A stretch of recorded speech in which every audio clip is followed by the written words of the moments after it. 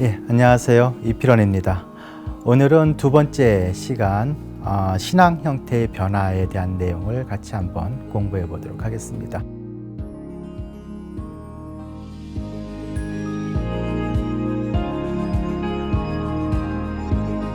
신앙 형태는 크게 사리신앙과 불상신앙 이렇게 이야기해 볼 수가 있겠는데요.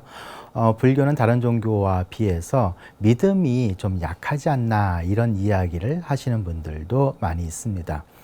그렇죠. 불교는 깨달음이라고 하는 주제를 가지고 우리들에게 많은 가르침을 주시는 그런 종교다라고 볼 수가 있겠습니다. 그러면 불교에서는 믿음에 대한 이야기를 하지 않는가? 이 이야기를 좀 해보게 되면 불교 같은 경우에도 정토신앙이라고 해서 아미타신앙, 여러분 잘 아시죠? 극락세계에 태어나기 위해서는 아미타 부처님에 대한 그 믿음이 확고해야 되는 아미타 부처님의 그 내용을 통해 가지고 극락세계에 왕생한다라고 하는 정토신앙이 있습니다. 따라서 불교에서도 이 믿음이라고 하는 것이 굉장히 중요한 토대가 되는 것이죠. 여러분, 불교 수행론 가운데 오근과 오력이라고 하는 내용이 있습니다. 오근과 오력은 내용은 동일한데요. 신, 근, 염, 정, 해라고 하는 5가지입니다. 이때 신이 바로 믿음을 이야기하는 것입니다. 결국 이 믿음을 통해 가지고 지혜를 개발하여 깨달음을 얻게 하는 구조가 바로 오근과 오력이라고 하는 수행체계라고 이야기할 수가 있겠습니다. 이 깨달음을 이루는 중요한 수단으로서의 믿음, 이것이 불교 수행론에서도 그대로 드러난다라고 볼 수가 있는 거죠. 그러면 이 믿음이라고 하는 것은 불교에서 어떻게 이해가 될 수 있을까요? 이 믿음과 관련돼 가지고 우리가 언급할 수 있는 중요한 용어 3가지가 있습니다. 하나는 쌌다라고 하는 빨리어고요. 또 하나는 빠싸다라고 하는 빨리어, 그리고 또 하나는 아웨짜 빠싸다라고 하는 용어가 있습니다. 빠싸다 같은 경우에는 정신 깨끗한 믿음이다라고 하는 표현으로 사용하기도 합니다. 그래서 이 싸다와 빠싸다의 의미를 통해 가지고 불교 믿음의 특징을 이야기하시는 분들도 계십니다. 아웨짜 빠싸다 같은 경우에는 불괴정이라고 번역을 한역에서는 하고 있고요. 이것을 오늘날 우리 표현으로 보게 되면 무너지지 않는 믿음이다라고 풀이해 볼 수가 있을 것 같습니다. 불교 성인론이라고 하는 것이 있습니다. 성자와 관련된 이야기인데 불교는 성자를 4단계로 구분을 하죠. 첫 번째가 예류성자, 두 번째가 일례성자, 세 번째가 불환성자, 네 번째가 궁극적 깨달음을 완성한 아라한 성자를 이야기합니다. 이 가운데 예류성자는 깨달음 의 세계에 들어간 존재. 그래서 이 예류 성자가 되기 위해서 갖춰야 될 것이 삼불괴정 플러스 계율에 대한 믿음에서 사불괴정을 얘기합니다. 삼불괴정은 여러분 불법승에 대한 이야기고요. 사불괴정이면 불법승 그리고 부처님께서 말씀하신 계율에 대한 무너지지 않는 믿음 해가지고 이 4가지입니다. 그래서 결국 우리가 예류성자가 되는 데 있어서 핵심 요소는 불법승과 계율에 대한 확고한 믿음이 가장 중요한 내용이다라고 볼 수가 있겠습니다. 그래서 초기 불교부터 이 믿음은 중요한 수행체계의 하나로서 언급이 되고 있는 것이죠. 그래서 불교는 단순하게 맹목적인 믿음을 이야기하는 종교가 아니고 그 믿음에 대한 충분한 이유를 스스로 발견하고 그것을 내적으로 확립한 믿음을 이야기를 하는 것입니다. 그래서 무너지지 않는 믿음이다라고 하는 표현을 쓰게 되는 것이죠.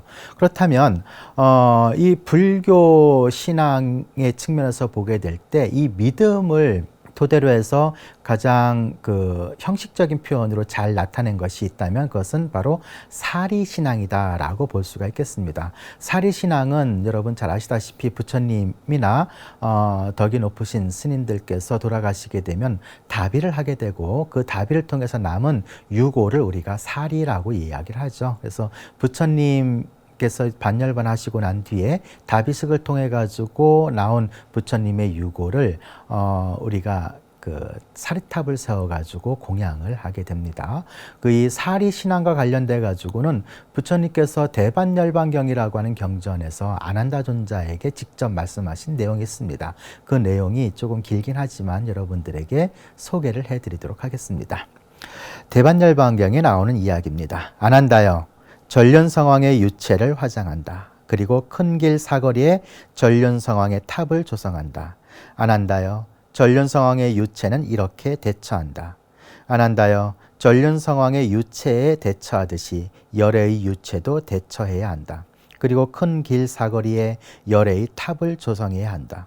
거기에 화환이나 향이나 향가루를 올리거나 절을 하거나 마음으로 청정한 믿음을 가지는 자들에게는 오랜 세월 이익과 행복이 있을 것이다.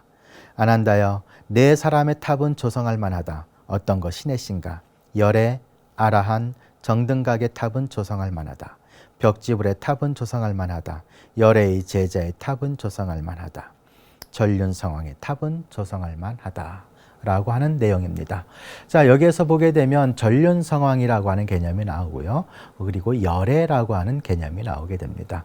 전륜성왕은 인도인들이 가지고 있는, 특히 불교에서 이야기하는 가장 이상적인 통치자를 우리는 전륜성왕이라고 이야기를 하죠. 어떠한 폭력도 사용하지 않고 덕으로서 온 천하를 통일하는 그러한 이상적인 군주를 이야기합니다. 전륜성왕과 열애, 즉 부처님은 동일한 부분이 있는데 그것을 우리가 32상이라고 이야기를 합니다. 부처님께서도 32상을 구족하고 계시고 전륜성왕 또한 32상을 구족하고 있다라고 표현이 되고 있죠. 그래서 경전에 보게 되면 육체적인 특징인 32상을 통해서 전륜성왕과 열애를 구분할 수 없다라고 하는 이야기가 나옵니다. 자, 그러면은 전륜성왕과 부처님은 육체적인 특징을 공유한다라고 하면 전륜성왕이 곧 부처 있냐라고 하는 질문이 나올 수 있겠죠. 여기에 대해서 부처님께서는 분명히 말씀하시죠. 육체적인 특징을 갖고 열애를 판단할 수가 없다라고 하는 내용입니다. 이러한 내용들은 사실 나중에 금강경에 가게 되면 열애는 상으로서 파악할 수 없다라고 하는 내용으로 이어지게 되는 것이죠. 자, 그렇다면 여기에 금방 제가 읽어드린 내용은 바로 탑신앙과 관련된 내용, 특히 이 탑 안에 무엇이 안치되어 있습니까? 바로 부처님의 사리가 안치되어 있는 것이죠. 결국 불교 신앙의 대상은 사리 신앙이다라고 하는 것을 우리가 알 수가 있습니다. 오늘날 사찰에 가게 되면 탑을 많이 보게 됩니다. 그럼 이 탑은 단순히 조경을 위한 것이 아니고 이 안에는 무엇이 있는 것입니까? 바로 부처님의 사리가 봉안되어 있는 것이다 라고 볼 수가 있는 것이죠. 그래서 이 불교는 전통적으로 탑신앙을 토대로 사리신앙의 형태를 갖추고 있다라고 말씀을 드릴 수가 있겠습니다. 그러면 불교라고 하는 종교는 처음부터 우리가 절에 가게 되면 법당에서 만나게 되는 불상이 있습니다. 이 불상이 없었던 것인가 라고 물어볼 수가 있겠는데요. 불상이 없었습니다. 이 불상이 없었던 시기를 우리는 무불상 시대라고 이야기를 합니다. 그럼 불상이 없으면 우리는 무엇을 가지고 신앙생활을 했느냐? 바로 사리신앙의 형태인 것이죠. 그래서 부처님께서 말씀하셨던 것처럼 사거리에 탑을 조성하고 그 탑 안에 부처님의 사리를 봉안함으로써 우리가 그 탑의 향과 그리고 꽃을 공양을 하는 것을 통해 가지고 부처님을 만나는 것처럼 우리가 그 탑을 숭배, 예배를 올렸다라고 볼 수가 있겠죠. 그러면 탑 자체가 아니고 다시 말씀드리지만 사리인 것이죠. 부처님께서 남기신. 그래서 우리는 사리하면 영롱한 구슬을 떠올리게 되는데 사실 사리는 영롱한 구슬만 이야기하는 것이 아니고 화장, 즉 다비를 하고 남은 유골은 다 사리라고 우리가 표현을 하게 됩니다. 우리가 이 무불상 시대일까요? 생각보다 깁니다. 불교는 500년 가까운 시기가 불상이 존재하지 않았습니다. 혹자는 그런 얘기들을 합니다. 불교는 우상을 숭배한다라고 말이죠. 하지만 불교 입장에서 보게 될 때 불교를 올바로 이해한 사람이라면 감히 이런 이야기를 하지 못하게 되겠죠. 우상이다라고 하는 말은 우리가 어떤 상을 만들어 놓고 그 상에 절대적인 믿음의 형태를 부여하고 그 예배하는 어떤 일련의 종교적 행태라고 볼 수가 있을 텐데요. 불교는 무불상 시대를 거쳤다고 했죠. 부처님을 표현하는 데 있어서 상으로 표현하지 않았던 겁니다. 그러면 부처님을 우리가 반열반 하시고 난 뒤에 부처님을 우리가 어떻게 표현을 했을까? 그것은 여러 가지 회화라든가 조각을 통해서 그 흔적을 우리가 찾아보게 됩니다. 부처님께서 태어나신 것을 표현하고 싶어요. 그럼 무엇을 표현했을까요? 예, 코끼리로 대신 표현했습니다. 부처님의 어머님이신 마야 왕비께서 태몽으로 흰 코끼리를 꾸셨죠. 6개의 상아를 가지고 있는. 그렇기 때문에 부처님의 탄생을 그리고 싶은 불제자들은 부처님의 모습을 그린 것이 아니고 바로 코끼리의 모습을 그려놓은 것이죠. 그러면 부처님께서 깨달음을 얻으신 것을 표현하고자 할 때는 무엇을 그렸을까요? 예, 바로 보리수나무입니다. 보리수나무 아래서 부처님께서 깨달음을 얻으셨기 때문에 불교도들은 부처님의 깨달음의 순간을 표현할 때 보리수를 대신 그려 넣게 된 것이죠. 그러면 부처님께서 초전법륜이라고 하는 그 역사적인 사건을 표현하고 싶을 때는 무엇을 표현했을까요? 예, 부처님이 아니고 바로 법륜이라고 하는 수레바퀴 모양을 그려 넣었죠. 부처님의 가르침을 수레에 표현한 것이죠. 그래서 이 수레가 널리 널리 세상을 향해 굴러가서 많은 이들에게 부처님의 가르침을 올바르게 전달한다라고 하는 의미를 표현하기 위해서 우리는 법륜이라고 하는 것을 이제 상징적으로 표현을 하게 됩니다. 그래서 법륜 마크를 통해 가지고 부처님의 초기 설법의 모습을 이제 표현을 하게 되는 것입니다. 그리고 부처님의 열반은 무엇으로 표현했을까요? 예, 부처님의 열반은 침상으로 대신 표현하기도 했고요. 그리고 또 하나는 스투파, 탑이죠. 우리가 탑의 원어가 스투파거든요. 이 탑을 대신 표현하기도 했습니다. 침상이라고 하는 것은 부처님께서 열반하시고 난 뒤에 부처님의 유체를 올려놓은 것을 표현하기 위해서 이 침상이라고 하는 것을 상징적으로 표현을 했습니다. 이렇듯 불제자들은 부처님을 형상화하는 것에 대해서 굉장히 좀 꺼려하는 그런 풍토를 가지고 있습니다. 왜 그렇겠습니까? 부처님은 깨달음이 그 핵심인 것이지 형상에 있지 아니하다라고 하는 것이죠. 부처님은 어떻게, 깨달음은 어떻게 우리가 형상으로 표현할 수 있겠습니까? 표현하지 못하겠죠. 그래서 불제자들은 부처님을 형상으로 표현하지 않았습니다. 그런데 여러분 잘 아시다시피 인도는 신화의 나라입니다. 신화의 나라다라고 하는 것은 굉장히 많은 신들이 인도인들에게 알려져 있다라고 하는 것이죠. 베다 신화를 바탕으로 해서 발전한 이 신앙의 형태는 브라흐마, 위시뉴, 시바와 같은 세 주요 신을 비롯해 가지고 대략 한 3천여 이상의 그 신에 대한 캐릭터가 있다라고 알려질 만큼 인도는 신의 나라인 거죠. 그리고 자이나교 같은 경우에도 그 자이나교의 교주인 마하위라, 불교에서는 이 마하위라를 니건타나타푸타라고 하는 이름으로 표현을 하고 있는데 육사외도 가운데 한 인물이기도 하죠. 이 마하위라의 상이 굉장히 거대하게 많이 건립이 되고 있습니다. 하지만 불교는 부처님의 상을 만들지 않았습니다. 그것은 아까 말씀드렸던 것처럼 부처님의 본질은 깨달음에 있는 것이지 형상에 있지 않다라고 하는 그 부처님의 가르침에 충실했기 때문이다라고 볼 수가 있겠습니다. 그러면 불교는 왜 불상을 만들게 되었을까라고 하는 질문을 던져볼 수가 있겠습니다. 당시 여러분들도 들어보셨겠지만 그 북인도 일대에 그리스인들이 들어오게 됩니다. 기원전 4세기 무렵이 되면 마케도니아라고 하는 그 나라의 황제죠. 바로 알렉산더 대제가 군사를 이끌고 이젠 힌두쿠이 산맥을 넘어가지고 인도, 북인도 일대로 이젠 들어오게 됩니다. 바로 인도 정벌인 것이죠. 근데 이 인도 정벌이 성공적으로 끝나지 못하고 북인도 일대의 일부 지역, 지금으로 치면 간다라 지방 정도에서 이젠 그 알렉산더가 철곤을 하게 되죠. 그곳에 이젠 알렉산드리아라고 하는 그리스인들을 남겨놓은 식민 도시를 건설하고 물러나게 됩니다. 바로 이 그리스인들이 만든 그 제국이 박트리아 왕조라고 하는 나라이죠. 기원전 2세기 무렵 이 박트리아 왕조가 성립을 하게 됩니다. 이 박트리아 왕조는 그리스와 이 인도를 서로 연결시켜주는 매개 역할을 하게 되죠. 그래서 그 유명한 헬레니즘 문화를 인도에 소개를 하게 되고요. 그리고 인도의 여러 가지 종교적, 사상적, 문화적 내용들을 서구 사회에 알리는 역할을 또한 박트리아 왕조가 하게 됩니다. 그런데 이 그리스인들도 신에 대한 그 믿음이 굉장히 활발한 민족이었었죠. 그래서 신상들을 많이 제작을 하게 됩니다. 여러분 잘 아시다시피 제우스라든가 포세이돈이라든가 이런 신들에 대한 상을 만들어 놓고 그 신상을 숭배하는 전통이 그리스인들한테는 매우 익숙했던 내용들인 것이죠. 그런데 이 그리스인들이 보기에 불교도들을 보니까 어떻습니까? 상이 없어요.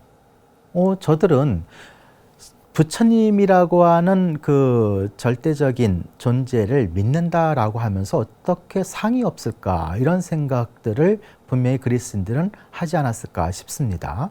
그래서 이 그리스인들은 불교에 관심이 대단히 많았음에도 불구하고 상이 없는 종교에 대한 어떤 그 익숙하지 않음, 이런 것들을 많이 토로했던 것 같습니다. 그래서 불교 내적으로 이 그리스인들을 불제자로 만들기 위해서 필요한 것이 무엇일까라고 고민해 보니 그것은 바로 무엇이겠습니까? 불상이라고 하는 내용이 되는 것이죠. 그럼에도 불구하고 이 불상이 본격적으로 등장하는 데에는 굉장히 많은 시간이 걸리게 됩니다. 기원 후 1세기 무렵이 되어야지 비로소 간다라 양식의 불상이 만들어지게 됩니다. 간다라 양식의 불상은 우리가 학교 다닐 때 많이 배우게 되죠. 미술사적인 측면에서 헬레니즘 문화의 영향을 받은, 즉 그리스나 로마풍의 그 신상의 형식을 빌어서 불상 혹은 보살님들의 상을 표현한 것을 우리가 간다라 미술 양식이라고 이야기를 하게 됩니다. 이 그리스인들의 그러한 열망에 부응하고자 노력한 하나의 결실이 어떤 측면에서 본다면 불상의 탄생을 이끌었다라고 이야기를 할 수가 있겠습니다. 근데 이 불상은 기원 후 1세기 무렵에 본격적으로 등장을 하게 됩니다. 그러니까 박트리아 왕조가 기원전 2세기 무렵에 성립을 했으니 기원 후 1세기까지니까 대략 200년에서 300년 정도의 시간이 걸렸던 것이죠. 부처님께서 열반에 드신 것이 기원전 5세기 무렵이니까 그 5세기 무렵부터 1세기 무렵까지 대략 500여 년에 걸친 시간 동안 불교는 불상이 없었던 시대, 무불상 시대를 거치게 되는 것입니다. 자, 그런데 아까 말씀드렸던 것처럼 불제자들은 사리신앙이 기본입니다. 사리에 대해서 우리가 공양을 올리는 것을 통해서 우리가 종교적 활동을 하게 되는 것인데 불상이 만들어졌어요. 그런데 그러면 이제 사리가 필요 없을까요? 그렇지 않았습니다. 불상이라고 하는 어떤 상을 만든 것은 피치 못할 상황에서 만들어진 산물인 겁니다. 이게 불교의 본질적인 측면에서 본다면 이 사리신앙이 올바른 방식인 거거든요. 그러니까 이 불상신앙은 아니었던 거예요. 그래서 초기 간다라 양식의 불상을 보게 되면, 여러분 불상을 보게 되면 육계라고 하는 부분이 있습니다. 머리 정수리 부분에 이렇게 튀어나온 부분이 있죠. 이걸 우리는 육계라고 하는데 이 육계 부분에 보면 홈을 파놓았어요. 그 홈에 무엇을 담아놨겠습니까? 바로 부처님의 진신사리를 모셔놓았던 것이죠. 때로는 이 육계 부분을 이렇게 홈을 파가지고 그 안에 사리함을 넣을 수 있는 장치를 하기도 했다고 알려져 있습니다. 여하튼 이 불상 자체는 종교적 신앙의 대상이 될 수 없었던 겁니다. 그러면 그 불상 안에 사리를 봉안함으로 인해 가지고 드디어 우리는 종교적인 의미를 가지고 있는 불상을 만나게 되는 것이죠. 자, 그런데 여러분 아시다시피 부처님의 사리는 부처님 사리가 굉장히 많긴 해요. 전설에 따르면은 8섬 너말 정도의 어마어마한 그 사리를 남기셨다라고 하는데, 오늘날 인도를 가게 되면 부처님의 사리탑은 우리가 만날 수가 없습니다. 그죠? 왜 그렇겠습니까? 아쇼카 황제가 부처님의 사리를 봉안했던, 부처님 사리는 본래 10군데로 나누어서 이제 탑의 조성이 되게 되죠. 부처님 열반 직후에. 그런데 이 10군데의 탑을 다 해체를 해서 그 안에 모셔져 있던 부처님의 진신사리를 아쇼카 황제가 전국 각지에 이제 다시 뭐하죠? 재배치하게 되는 것이고, 그리고 외국에 사절단을 보낼 때 부처님의 진신사리를 보내고 그 나라에서 사리탑을 건립할 수 있도록 도와주셨던 분이 바로 아쇼카 황제인 것이죠. 그래서 실제 우리가 처음에 부처님의 사리를 봉안했던 부처님의 사리를 담았던 항아리와 재를 빼놓고는 8군데가 되는데 이 사리탑을 만날 수가 없는 이유가 바로 아쇼카 황제의 그 부처님 사리 재배치와 관련돼서 우리가 이해해 볼 수가 있겠습니다. 자, 결국 그런데 이렇게 많은 부처님의 사리가 있다 하더라도 모든 불상의 부처님의 진신사리를 봉안할 수는 없겠죠. 그렇기 때문에 후대 불제자들은 다른 아이디어를 만들어내게 됩니다. 바로 불경입니다.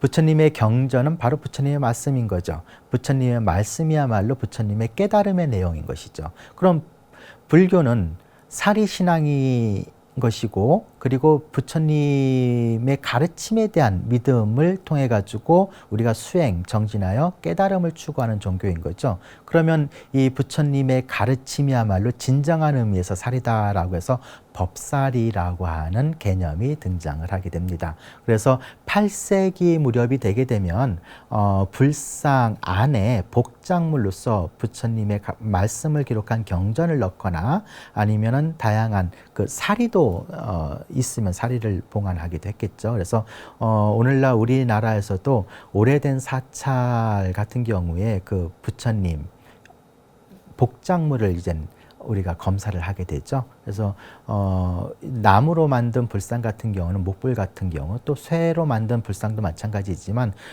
불상 안에는 이제 속이 텅 비어 있게 되죠. 공간이 마련되어 있게 되는데 그 공간 안에 다양한 경전을 집어넣기도 하고 발언자들의 발언의 내용, 그리고 이 불상을 조성하는데 시주했었던 시주자들의 명단, 이런 것들을 이제 넣어가지고 이 불상 안에 모셔놓게 되는 것이죠. 이것을 우리가 복장유물이라고 부릅니다. 이 복장물을 넣기 시작한 것이 기원 후 8세기 무렵부터라고 알려져 있습니다. 이러한 방식으로 해서 불교도들은 사리신앙의 형태를 유지하려고 했던 거죠. 그러니까 핵심 무엇이겠습니까? 형상은 부처가 아니다라고 하는 내용인 겁니다. 그래서 흔히 그 다른 종교에서 불교를 비판할 때 불교를 우상숭배의 종교다라고 이야기를 하지만 올바른 의미를 잘 아는 사람들은 결코 그렇게 이야기할 수가 없는 이유가 여기에 있는 것이죠. 불교도들은 형상을 통해서 부처를 만나는 것이 아닌 거죠. 부처님의 가르침을 통해서 부처님을 만나는 것이고, 부처님께서 남기신 사리를 통해서 부처님을 신앙하는 그런 형태다라고 이야기를 할 수가 있겠습니다. 중국에 가게 되면 단연천하라고 하는 스님의 예가 우리들에게 여전히 회자가 되고 있는데요. 겨울밤은 빨리 찾아오지 않습니까? 더구나 산이 많았던 시기였기 때문에 산길을 가다가 날이 저물어서 인근에 있는 암자를 찾아가게 됐다고 합니다. 그런데 그 암자에는 스님들이 많이 머물고 계셔가지고 단연천하 스님께서 머물 공간이 없었다고 얘기를 하죠. 그래도 주의 스님께서 배려를 해주셔가지고 쓰지 않았던, 오랫동안 비워두었던 좀 헛간과 같은, 그렇지만 이제 방이죠. 이것을 내어주게 됩니다. 근데 아무리 그래도 그렇지 겨울에 불을 떼지 않은 집은 너무 춥지 않습니까?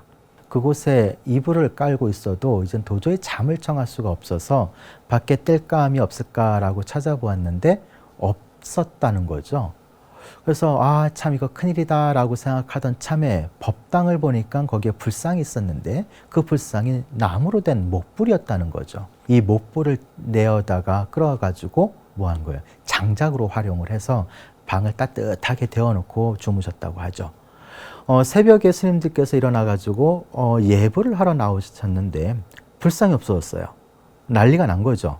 불상 도둑이 불상을 가져갔다라고 해가지고 구석구석 찾아보니까 객승이 머물고 있는 아궁 위에서 연기가 무락무락 나는 것을 보게 됩니다. 불을 뗄 리가 없는 곳에서 불이 나니까 스님들께서 그곳을 가봤던 거죠. 갔더니 아궁 위에 불상 쪼가리들이 있는 거예요. 스님들이 호되게 야단을 쳤겠죠.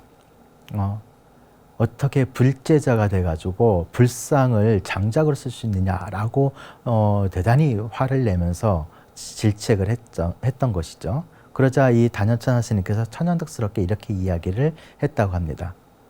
사리가 안 나와요, 스님들. 예. 부처님을 다비를 했으면 사리가 나와야 되잖아요. 그런데 이 당신들이 이야기하는 이 부처님을 다비를 했는데 사리가 안 나와요. 자, 이 얘기는 무엇이겠습니까? 불상은 하나의 상일 뿐인 것이지 부처가 아니다라고 하는 것을 법문해 주신 거죠. 그래서 불교 전통에서 이런 얘기가 있죠. 목불은 불을 건너지 못하고 흙으로 빚은 불상은 물을 건너지 못한다라고 하는 말이 있습니다. 불상은 하나의 상징일 뿐인 것이지 그 자체가 부처님은 아닌 것이죠.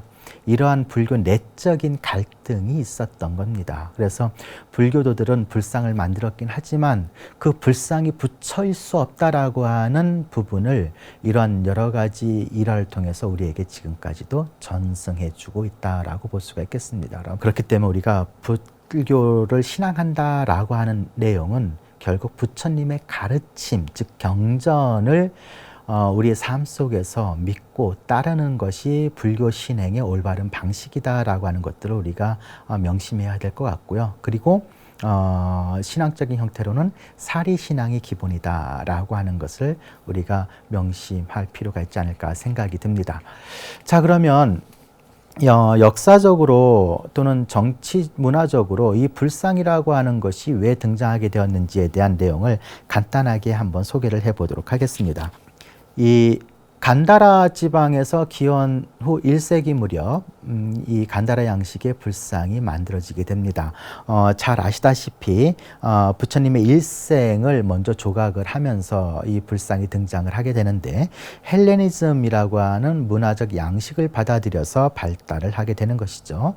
그래서 흔히 그리스 혹은 로마의 기법, 전통 조각 기법이나 미술 기법을 받아들였다라고 알려져 있죠. 그래서 우리가 간다라 양식의 불상을 보게 되면 마치 그 그리스나 로마 신화에 나오는 그런 신상들의 특징들을 연상을 하게 되는 것이죠. 이 시기에 비슷한 시기에 마투라라고 하는 지역에서 또 인도 자생의 미술 양식을 통해서 표현된 불상이 등장을 하게 됩니다. 우리가 그것을 마투라 양식의 불상이다라고 얘기를 합니다. 이 마투라 양식은 붉은색 사암을 주로 사용을 해서 불상이 주로 이제 좀 붉은색 계통의 불상이 많이 등장을 하게 되고요.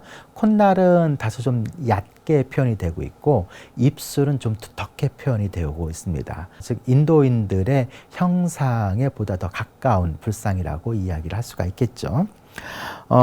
머리를 묶은 상투형의 불상이 많이 보이게 되고요. 그리고 원형 두강에 무늬를 새겨 넣은 것이 또한 미술사적인 어떤 특징을 보여주고 있다라고 할 수가 있겠습니다. 그럼 이런 내용 불상들이 왜 등장을 하게 되었을까? 정치적으로는 요 시기가 마우리아 왕조가 붕괴되는 시기하고 이렇게 멀리 떨어져 있지 않습니다. 여러분 마우리아 왕조 하면 아쇼카 황제라고 하는 인물을 우리가 떠올리게 됩니다. 이 아쇼카 황제는 마우리아 왕조의 제3대 황제가 되고요. 그 아들 때에 이르러 가지고 이 마우리아 왕조가 급격하게 쇠퇴를 하게 됩니다. 그리고 그 마우리아 왕조에서 대신을 하고 있었던 바라문 계급인 푸샤미트라라고 하는 사람이 슌가 왕조를 개창을 하게 되는데, 이 슌가 왕조는 기원전 187년부터 75년까지 유지가 됐던 왕조인데 바라문교를 숭상을 하는 왕조였습니다. 그러니까 당연히 불교를 박해를 하게 되었겠죠.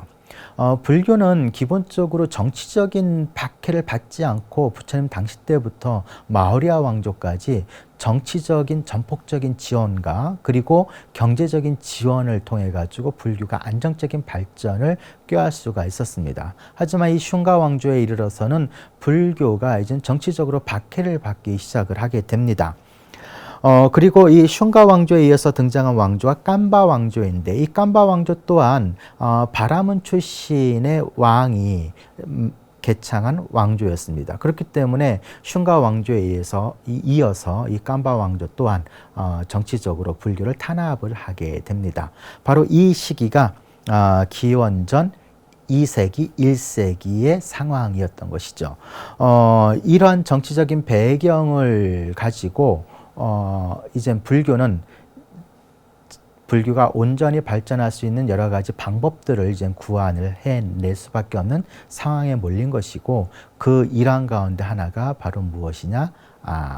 불상이라고 하는 신앙적인 상징물을 만들어내는 것에 대한 그 동기부여가 여기에서 부여되었다라고도 볼 수가 있겠습니다. 또 하나는 종교 문화적인 배경을 이야기할 수가 있겠습니다. 바라문교라고 하는 종교가 있죠. 이 바라문교는 베다교에서 발전한 종교가 바라문교고요. 이 바라문교가 발전을 해서 오늘날 힌두교가 되는 것이죠. 불교라고 하는 종교가 고대 인도 사회에서 지식인 계급 혹은 통치 계급에게 어필될 수 있었던 가장 강력한 원인은 바로 이 바라문교의 안티테제로서의 불교였던 거예요.